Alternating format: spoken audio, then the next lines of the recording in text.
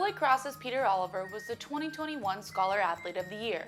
He was also first team All-Patriot League and a 3-time COSIDA Academic All-District selection. But in order to perform at this level of excellence, the 5th-year senior running back turns to music and meditation. So I started playing the violin when I was in 3rd grade. I took lessons for a while when I was younger, and then I kind of stopped, went back to it, and I was in various orchestras and things growing up. And now I just enjoy doing it. When I was younger with the violin, I wanted to stop, and that was one of the few things that my parents were like, no, you have to do this. And I'm so grateful that they did. I said, hey, so you're going to be in the orchestra? What do they have for violin at St. John's? And he said, I'm not going to play the violin. And that was the one thing that I've been pushy about. I never forced him to play a sport or forced him to play violin in the first place. But I said, it's the one thing everybody I've ever met that started playing an instrument regrets not continuing to play.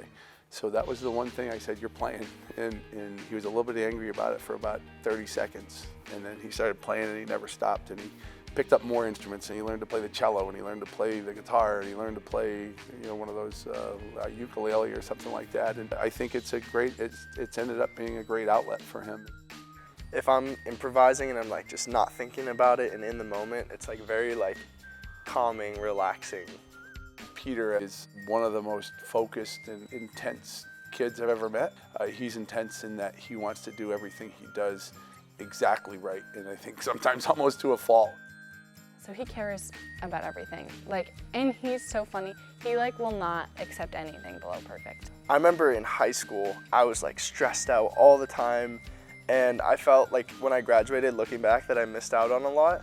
So when I came to college, I was you know what, I'm just gonna do my best. And then when COVID happened, I started my own practice of yoga and meditation, and that's something that's helped me to kind of come back to that presence and stillness and make sure that I'm staying true to other things that are important to me too.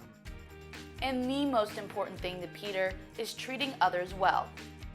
When I was younger, I was kind of always the odd one out, and I hated that feeling. But now that I'm in a position where I can bring other people that might be in that position where they're people kind of who is this person?